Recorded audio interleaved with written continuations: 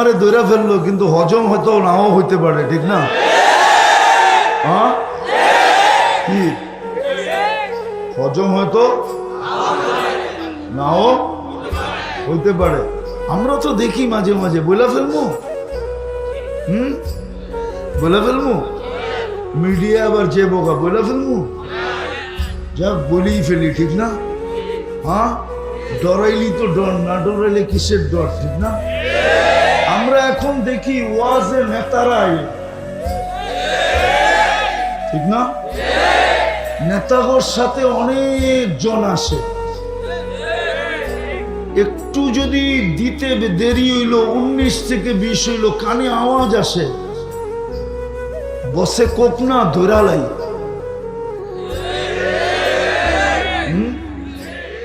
কি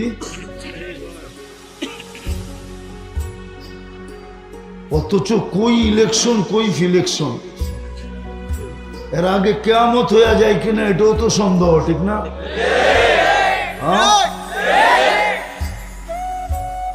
প্রত্যেক ওয়াজে দেখতেছি এরকম, না জানি এখানেও আসে।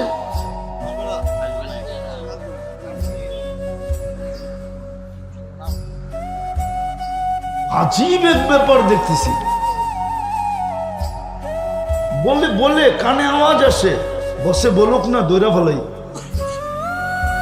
কিন্তু সবাইরে দললে যে আবার হজম করতে পারবে না এটাও ভাবে না।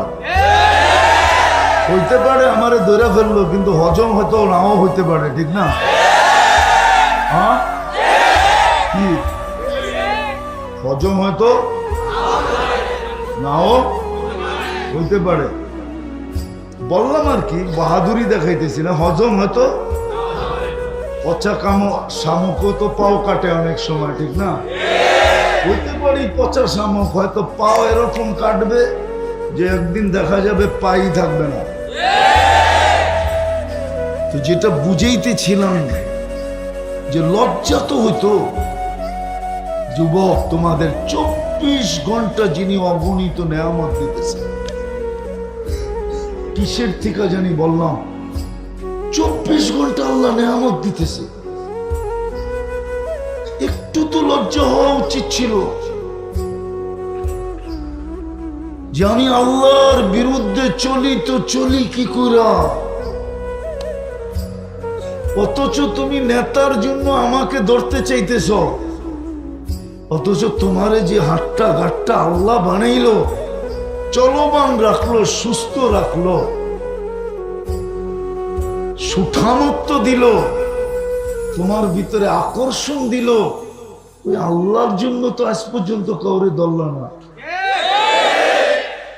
দুনিয়ার সামান্য একটা পদের জন্য তুমি একটা সেলফি তুলবা, একটু তোমাকে একটু নৈকট কাছে টানবে, দুনিয়ার কিছু ফায়দা হবে, ঠিক না? হ্যাঁ, এই তো, এছাড়া আর কিছু নাকি? না কবরে যাবে নেতা, না যে প্রশ্ন উত্তর দিয়ে আসবে, না চিঠি লিখে দিব আমগো লোক। 15 বছর তো এরকমই দেখতেছিলাম বাপভঙ্গি, কবরে কইলেও চলবো। মাঝে মাঝে ভাবতাম যে বইলেই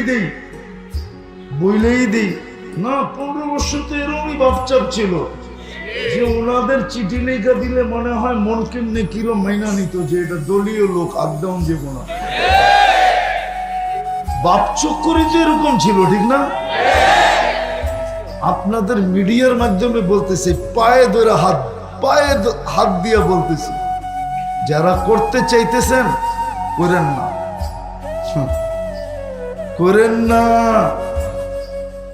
একটু সংযত হন, একটু সংযত থাকেন, সময় আসতে দেন, তারপরে করেন।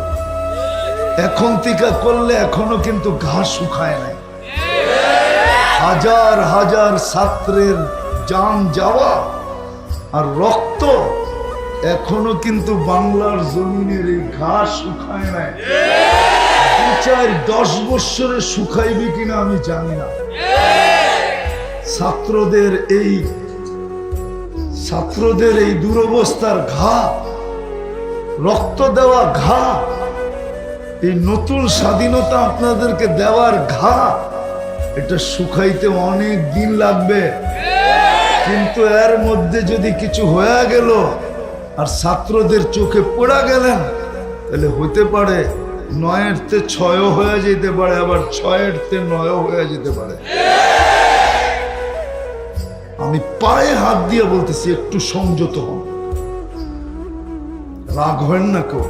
আমি আপনাদের হিতাকাঙ্ক্ষী, দুশ্মন মনে করেন না, হিতাকাঙ্ক্ষী মনে করেন। আমরা দেখতেছি তো, দেখতে দেখতে আজকে এটা বলতে বাধ্য হইলাম, নাইলে বাধ্য হতাম না।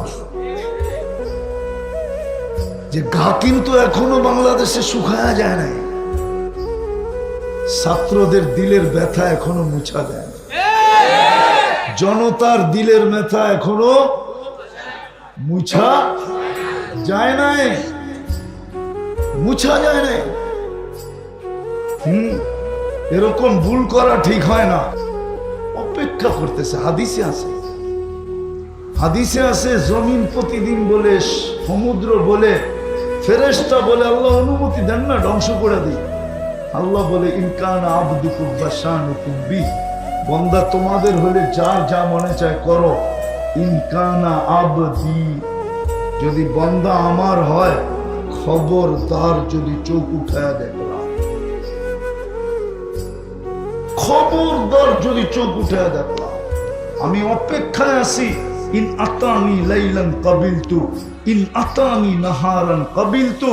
রাত্রে ডাকলে আমি বুকে জড়ায় নিব, দিনে ডাকলে আমি বুকে জড়ায় নিব।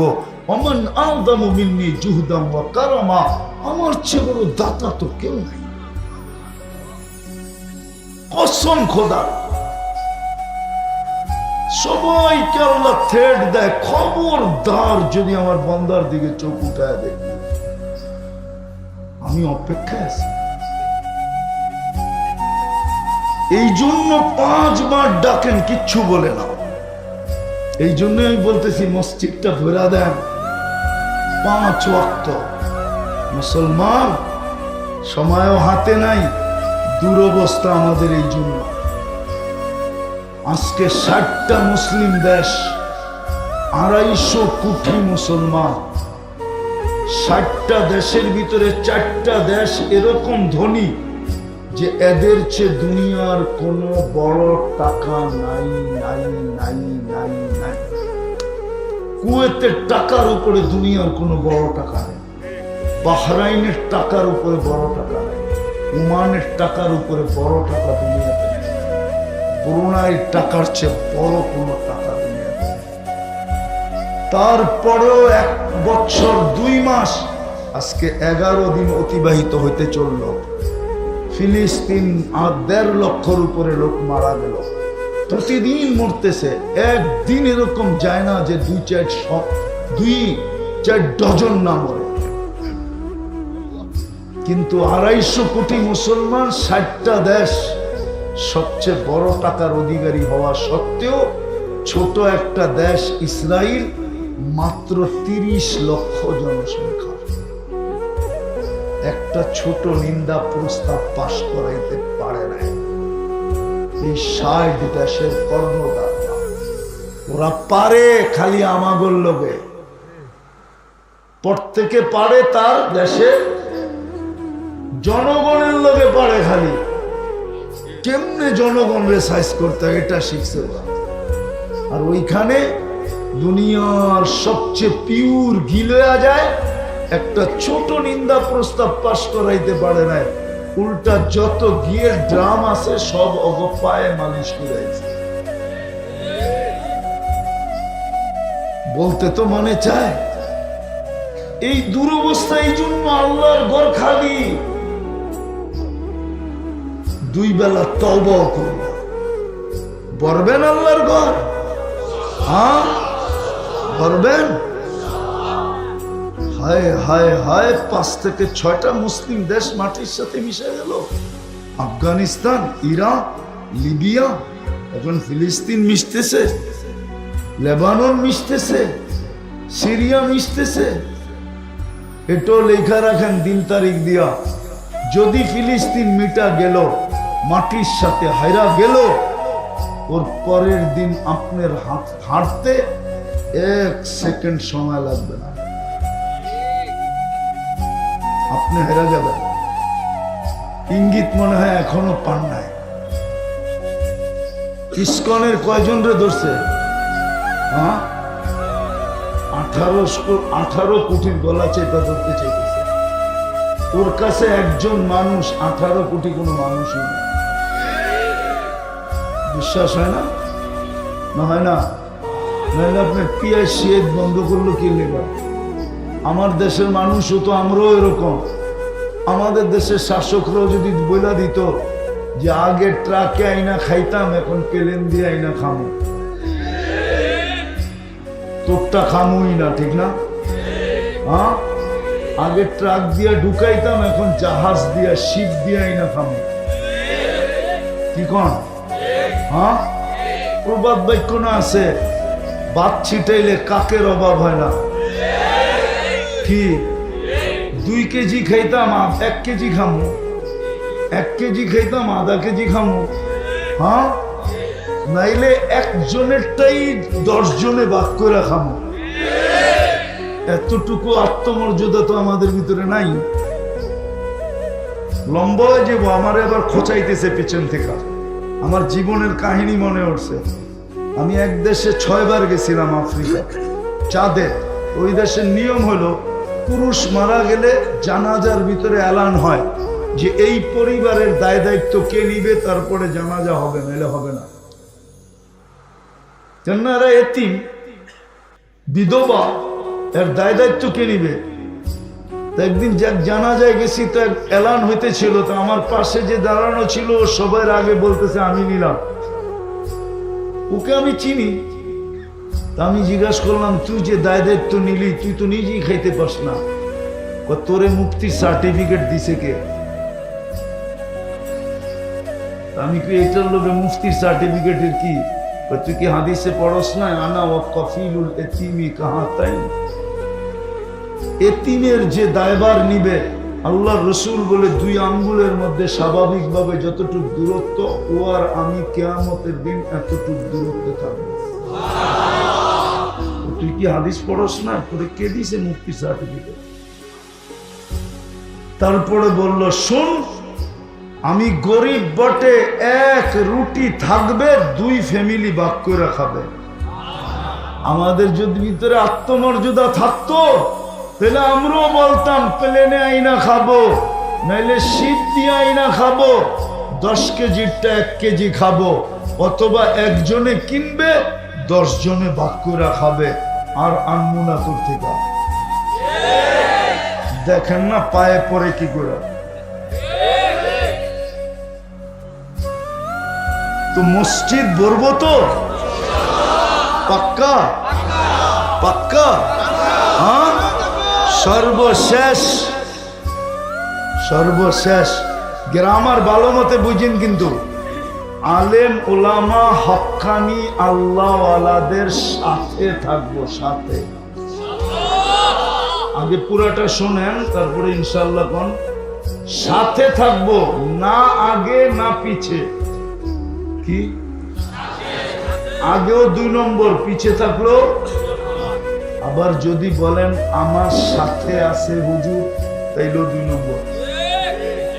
আলেম ওলামা আমার সাথে আছে, এটাও কি?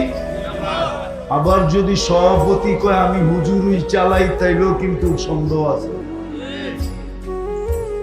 আমি তো হুজুর চালাই, তাইলেও সন্দেহ। আপনাকে থাকতে হবে আলেম ওলামা আল্লাহওয়ালাদের সাথে, বোঝেন তো? সাথে সাথে থাকবেন, পারবেন? কোরআন এই দিকে ইঙ্গিত দেয়, লাআল্লাকুম তুরহামুন। 1 গাদা পুরস্কার দিয়ে আল্লাহ আজকে আমাদেরকে উঠাবে, কিন্তু শর্ত 2টা। কিন্তু পরিপূর্ণ মনোযোগ দিয়ে শোনা, আর পরিবেশটাকে বিলকুল আওয়াজহীন নির্জুম রাখা।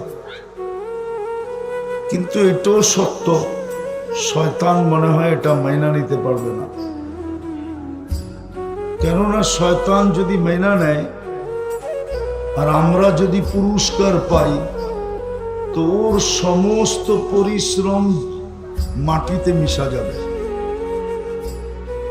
কেননা ওর তো অঙ্গীকারই ছিল আল্লাহর সাথে যে লা উগবিয়ান্না ইবাদাকা আজমাইন। আর এটার কারণও ছিল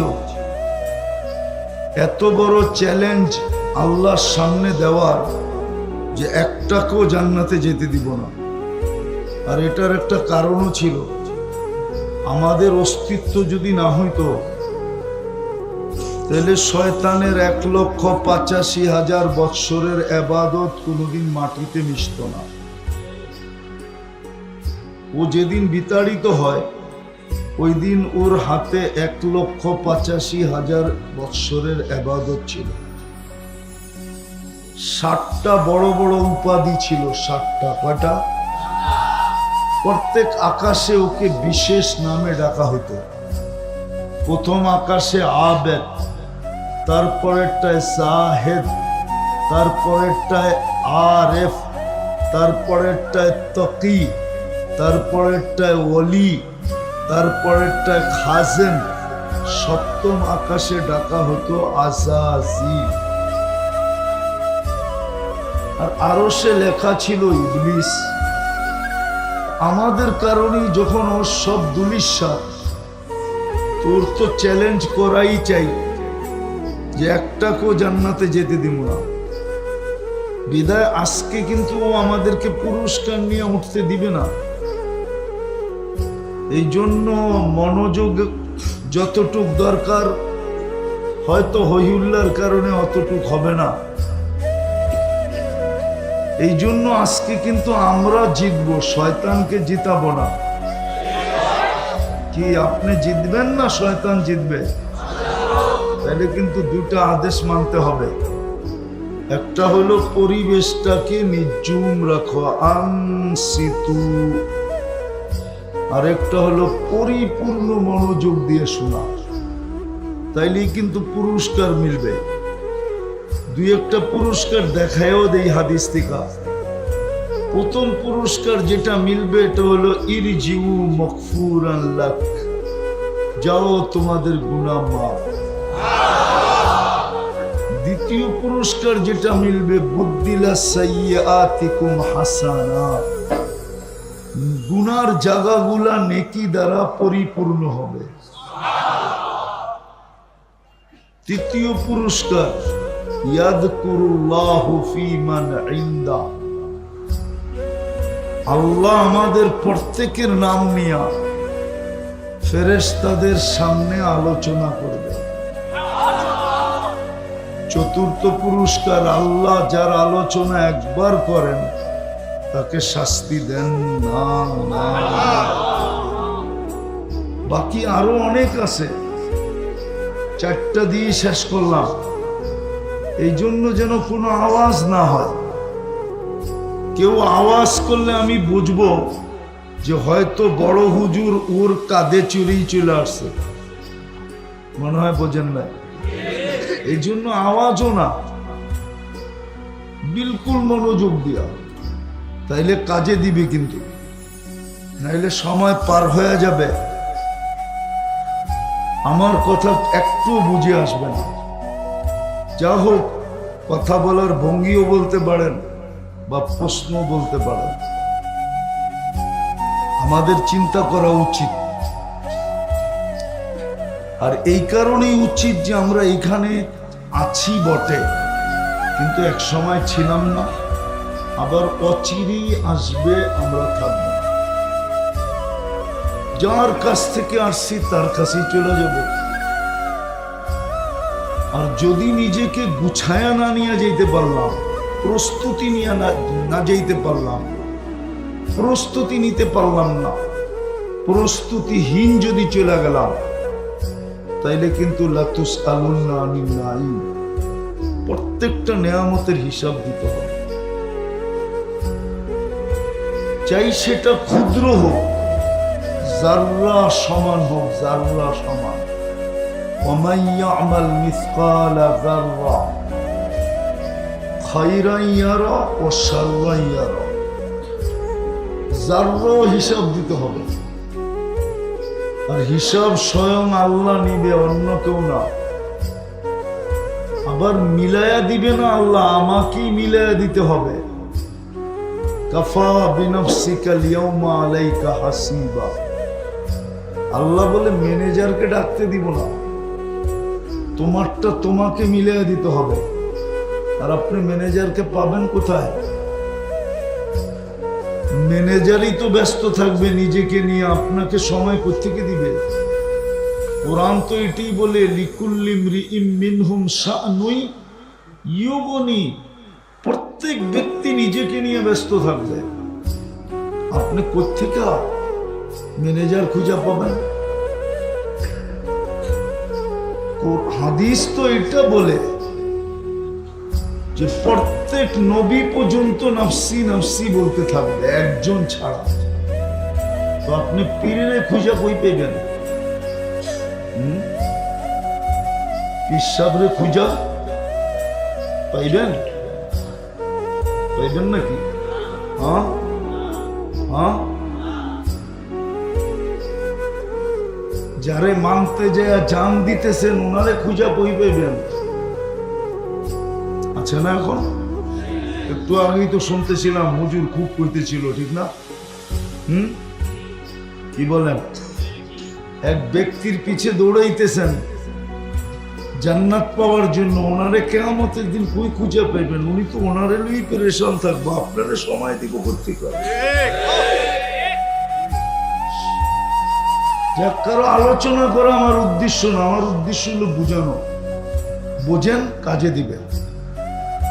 আল্লাহ বিবেকের বিবেক দিছে, এটা পর্দা খোলেন, নাহলে বড় বিপদে পড়বেন। তো যেটা বলতেছিলাম, নিজের হিসাব নিজের মিলায়া দিতে হবে। ওই দিন মুরিদ পীরকে খুঁজা পাবে না, পীর মুরিদরে খুঁজা বের করবে না। সত্য এটাই, সত্য এটাই। নিজের হিসাব নিজের মিলাইয়া দিতে হবে। এই জন্য আসল কথায় আসেন, ডেলি আল্লাহর নেয়ামত কতটুকু ভোগ করি বলেন তো? কতটুকু ভোগ করি? অসংখ্য। হ্যাঁ বলেন, সংখ্যা গইনা বলেন যে কতবার আল্লাহ বলি। এখানে কেউ আছে 200 বার আল্লাহ বলে? আপনি স্বীকার করতেছেন আল্লাহর নেয়ামত নিতেছি, ডেলি ভোগ করতেছি কতটি? অসংখ্য। যুবক, একটু ভাবো, তুমি আল্লাহর নেয়ামত ডেলি ভোগ করো কতটি? ডেলি আল্লাহ বলো কয়বার? কালকে প্রশ্ন উত্তর কি খুব, প্রশ্নের উত্তর দিব কি করে? হিসাব মিলাবো কি করে? হিসাব কি করে মিলাবো? মিলায় তো দিতে হবে, মিলানো ছাড়া তো কাউকে ছাড়বে না। হ্যাঁ, গুছায় যদি নিয়ে গেল তাইলে হয়তো কিতাবে আছে এটা, বিছায় গুছায় যদি নিয়ে গেল তাহলে 2 মিনিটে হিসাব কমপ্লিট।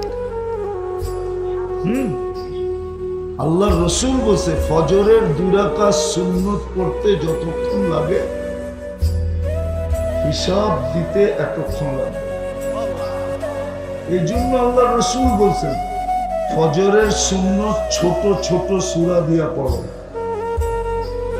কুল ইয়া আইয়ুহাল কাফিরুন আর কুল হুয়াল্লাহ দিয়া পড়ো, যেন তাড়াতাড়ি পড়া হয়।